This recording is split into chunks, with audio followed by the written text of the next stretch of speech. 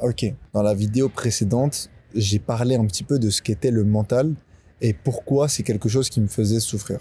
Dans cette vidéo, j'ai envie de parler des émotions. Parce que déjà, les émotions et les pensées créées dans le mental sont intimement liées. Dans les deux cas, ça peut mener à de la souffrance. Et l'un influence fortement sur l'autre. Par exemple, je peux être dans mon lit le dimanche soir, être vraiment littéralement tranquille dans mon lit bien, et avoir une pensée qui me traverse l'esprit et qui me rappelle que à partir de demain, je vais devoir vraiment travailler dur, qu'il y a beaucoup de choses à rattraper, qu'il y a des choses qui sont pas bien finies, sur lesquelles je vais devoir m'impliquer, sur lesquelles je vais devoir travailler dur, mais que j'ai pas forcément absolument envie de faire. Et rien que cette pensée peut me traverser l'esprit le dimanche soir à 23h30, pendant que je suis dans mon lit tranquille et que je commence à roupiller. Et ça va me générer tout un tas d'émotions et de sensations dans mon corps, comme du stress, de la colère, de l'anxiété par exemple. Comme aussi, je peux avoir un esprit assez calme et simplement être confronté à une situation où je vais aller parler à un inconnu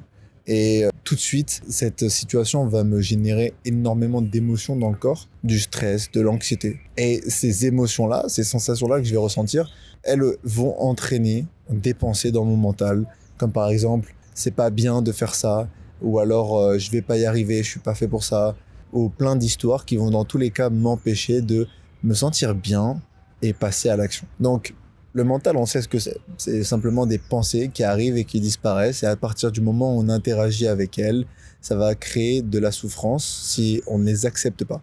Si on les rejette parce qu'on n'aime pas la situation, ou si on s'y attache parce qu'on veut que la situation dure, ça va forcément mener à de la souffrance. Très bien. Le constat est posé. Maintenant, qu'est-ce qu'on fait avec les émotions et les sensations ? Et ben pour faire très simple, les sensations et les émotions, c'est exactement la même chose. Le meilleur moyen de réussir à contrôler nos émotions est de réussir intérieurement à les accepter. Si on les rejette, ou si on les rejette, cela va créer des blocages. Comme par exemple, quand on dit aux garçons, quand ils sont petits, de ne pas pleurer parce que sinon ça fait d'eux des hommes faibles par exemple, eh bien en soi, d'un point de vue purement émotionnel et bien-être, cela va les détruire. Cela va créer des gros dégâts à l'avenir. Parce qu'à chaque fois que cet individu va être confronté à une situation qui est triste, au lieu de simplement se permettre de ressentir ses émotions, de les accepter pleinement et de les exprimer comme lui il en a besoin, eh bien ce qu'il va faire la prochaine fois, c'est les bloquer, les restreindre et donc les rejeter.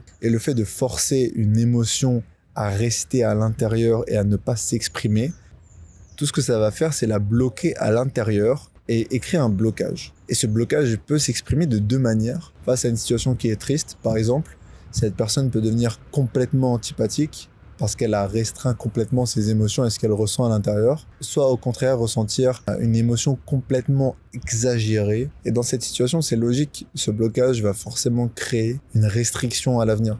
C'est-à-dire que quand cette personne va être confrontée à des situations qui peuvent être tristes, tout ce qu'il va faire, c'est continuer de renforcer le fait de restreindre de plus en plus cette émotion. Et on fait véritablement tout ça. À chaque fois qu'on se juge, on est clairement en train d'envoyer un signal à notre cerveau, à notre corps, qu'on est en train de se détester. Pourquoi ? Parce que quand on juge, par définition, on n'est pas en train d'accepter véritablement ce qu'on ressent et ce qu'on est et ce qu'on vit dans l'instant présent. Donc si on veut se libérer de nos émotions qui sont bloquées à l'intérieur, tout ce qu'on a à faire, c'est laisser vivre les émotions et les sensations à l'intérieur. Laisser l'énergie circuler à l'intérieur. Par exemple, si on fait face à une situation qui est très stressante, respirer et créer un espace dans lequel cette émotion, cette sensation de chaleur, de mal de ventre, de tension musculaire va pouvoir s'exprimer librement dans votre corps. C'est aussi simple que ça. À partir du moment où on va se restreindre et on va rajouter du mental en disant non, je suis pas stressé, non, c'est quoi ce stress, j'en ai pas besoin, moi je vais quand même y aller, me forcer. De cette manière-là, vous allez probablement réussir à passer à l'action, mais vous n'allez pas réussir à vous sentir bien. Il y aura toujours quelque chose qui vous retiendra et vous ne serez jamais vraiment libéré de ce poids, de cette charge que vous aurez en vous. Donc encore une fois, quand vous vivez une émotion, permettez-vous de la vivre pleinement.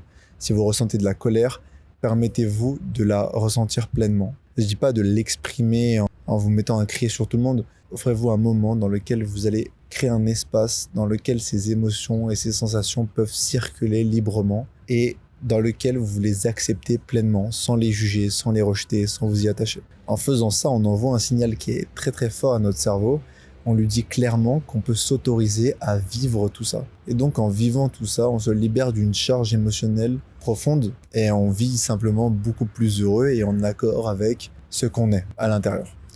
Donc voilà, pour moi c'est très important de parler des émotions parce que c'est quelque chose qu'on a l'habitude de mélanger avec le mental, avec les pensées, alors que ça peut être littéralement deux choses complètement séparées. Évidemment, l'un influence sur l'autre. Si vous voulez calmer le mental, il faut d'abord calmer les émotions. Si vous voulez calmer les émotions, il faut d'abord calmer le mental, comme en méditation. Si vous avez un mental qui est extrêmement agité, calmez d'abord le corps, prenez du temps pour détendre vraiment votre corps, vous mettre dans une position qui est vraiment confortable avant de pouvoir avoir une attention qui est stable et juste. Donc voilà, j'espère que cette vidéo vous aura plu et à une prochaine.